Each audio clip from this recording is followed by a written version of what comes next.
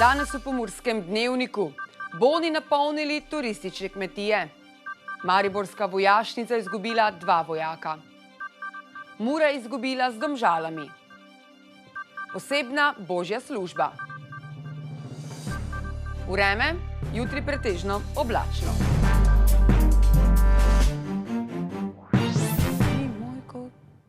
Drage gledalke in gledalci, lepo pozdravljeni v Pomurskem dnevniku. Ob začetku šolskih počitnic so predvsem vladni turistični boni pripomogli k polnim sobam slovenskih turističnih kmetij. Njihove čare so v preteklosti okušali predvsem tuji gostje, ki pa jih letos očitno ne bo. Izpad bodo tako zdaj nadomestili številni Slovenci, ki prvič okušajo turizem na podeželju. Turistična kmetija Vrbnjak v Prlekijo pritegne predvsem družine, saj imajo tu otroci priložnost za neposredni stik s podeželjem. Bivanje se nam je zdelo super, otroci so uživali. Zjutraj sta že na vse zgodbi vstala, pa sta šla pomagati tlele v hlev, da sta za pujse pa za kraje poskrbela in pol tudi zvečer. Če smo šli ven, smo mogli biti to prav čas nazaj, da sta lahko pomagala delati. Zaradi turističnih bonov so polni vsi 4 apartmaji in do konca junija so tu zasedene vse postelje. Julija je tudi čez 90%, pa avgusta nekaj tak, tam še par mesto, to je takih kratkih terminov, en dan, 2, še frej. Prejšnja leta so gostje ostali le za dan, 2, zdaj se odločajo za večdnevno bivanje. Podobno je tudi v turizmu na podeželju Tompa pri Ljutomeru, kjer bone unočujejo že od prvega dne. Imeli smo obisk že kar prvi dan in moram reči, da so sobe non-stop zasedene, tudi danes, nekateri grejo, drugi pridejo. Tako da junij, julij, avgust, polni se september, oktober in mislim, da bo kar letina zelo uspešna. Dobro zasedenost beležijo še za september, čeprav bo letos občutno manj tujih gostov. Tudi pri Šalamunovih v Banovcih, kjer goste vabijo predvsem s čebelarstvom. Dosta avstrijskih gostov mi je vedno konec poletja rezerviralo, pa septembra zdaj niti ne. Ampak ja, slovenskih gostov pa bo te toliko več.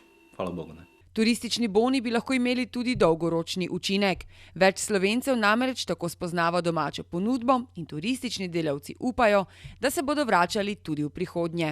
Vidijo naše lepe kraje, občutijo, kako dihamo, kakšno prehrano imamo v bistvu, tako da je obojestransko zadovoljstvo. Turistične kmetije pa upajo, da bo takšno zadovoljstvo trajalo vse do konca sezone, kljub neugodnim informacijam v zadnjih dneh.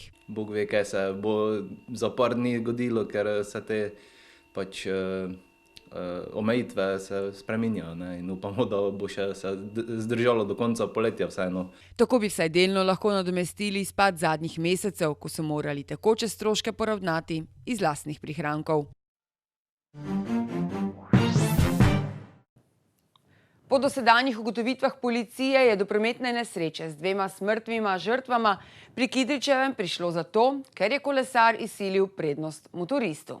Na cesti in v obcestnem jarku sta nato negibno obležala oba, tako kolesar kot motorist.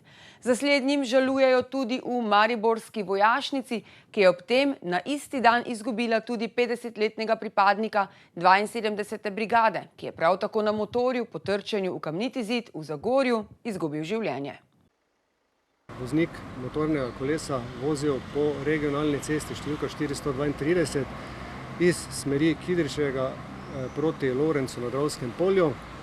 V tistem trenutku se je iz neprednostne ceste na prednostno omenjeno regionalno cesto vključeval 61-letni kolesar.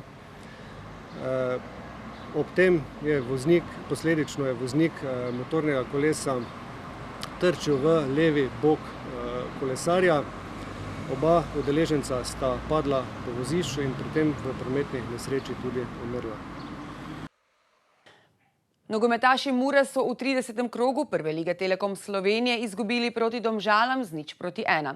Mura si je sicer že v sredo s pokalno lovoriko zagotovila evropsko vozovnico, kljub temu pa so v črno-belem taboru proti Domžalam pričakovali več.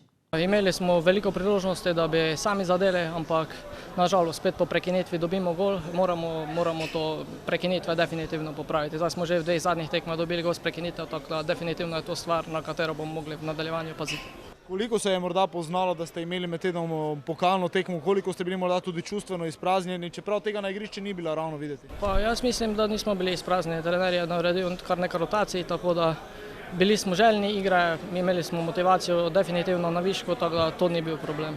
Kako je bilo ponovno igrati pred navijači, pred delno polnimi tribunami? Pa vemo, da so naši navijači naš 12. igralec, tako da definitivno je lepše igrati pred gledalci kot pa brez njih.